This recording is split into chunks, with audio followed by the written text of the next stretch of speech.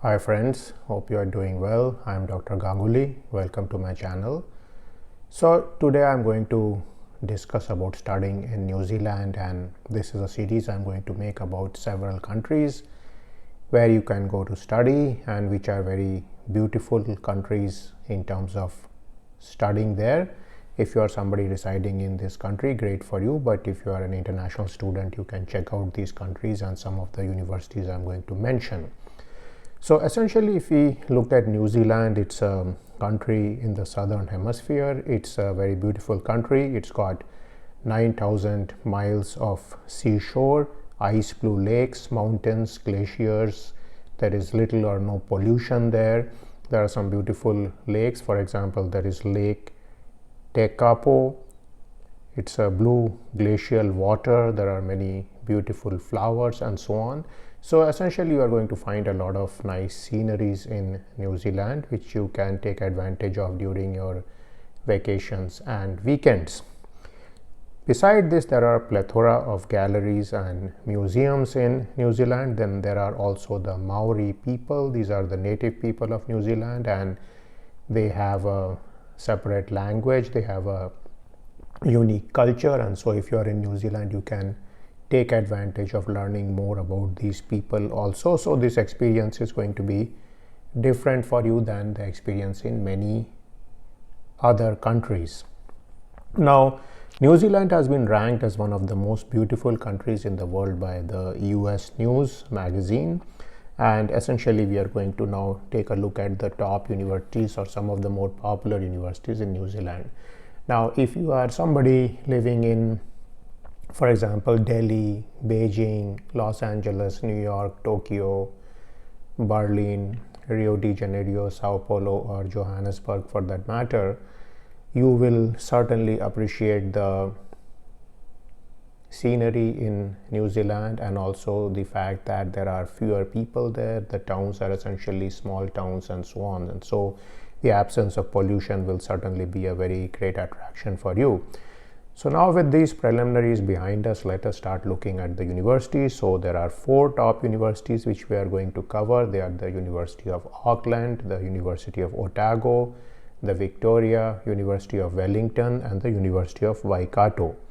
So let's discuss each of these universities in turn. So let's start with the University of Auckland, which is the most famous university. And this is essentially a public research university. It ranks in the top 100 in the QS University World Ranking. It was established in 1883.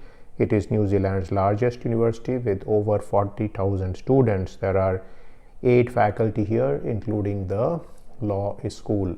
So essentially, this of course is one of the premier research universities. So if you go to their web page, you will find a lot of information about their undergraduate, their postgraduate programs, and the possibilities about how you can get admission into these universities, or if you are a parent, how your children can get into these universities. Remember that for most situations, if you are planning to do a master's or certainly a PhD degree, you are able to get some kind of financial aid in these institutions.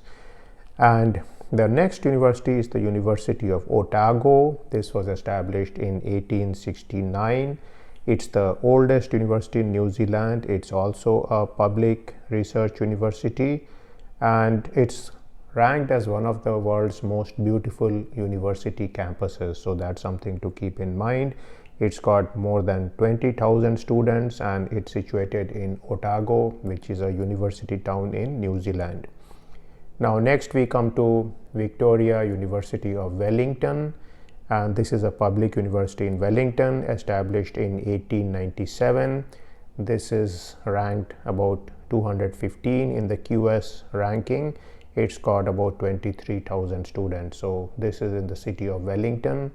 So again, you can check out this university. It's named after Queen Victoria. So if you are somebody who is from the British Empire or the erstwhile British Empire, you are familiar with this person. Now the 4th university is the University of Waikato. It's a public research university, again founded in 1964. So this is a relatively recent university. There are 10,000 students here, and this is located in Hamilton City. So in the description box, I'm going to provide you links to these different universities. Nowadays, it's very easy to check out the different universities by going to their web page. In fact, most of the admission the process of even getting scholarships and so on is handled through the internet. So things are very simple. When I was a student, actually, the way to find out about universities in different countries was to go to some library, for example, the British Library in your country, and then to check out various books they used to have about different countries and maybe write letters to them. But nowadays, because of the internet, things have become very simple. Wherever you are in the world, you can check out these universities, and if you find that they are attractive to you in terms of their departments, in terms of the faculty, in terms of the research they do, then you can consider applying to these universities. So like I mentioned, in some cases you may have to pay tuition fees, you may have to show your proficiency in the English language to some level, either through IELTS or some other exam, and in some cases you can actually get scholarship and financial aid to these universities. So do consider New Zealand because it's ranked as one of the most beautiful countries in the world. It's an English speaking country, so it's relatively easy to settle into the culture of this country. If you are somebody who speaks English, the instruction is going to be in the English language, so you are not going to have any problem if you are somebody who is conversant with the English language.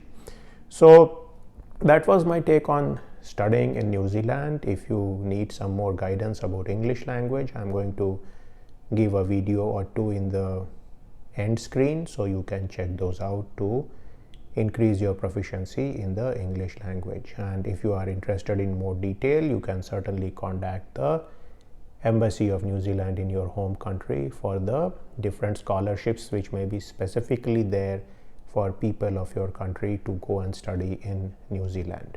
So I'll end this video here, and I will see you in a video sometime soon. See you then.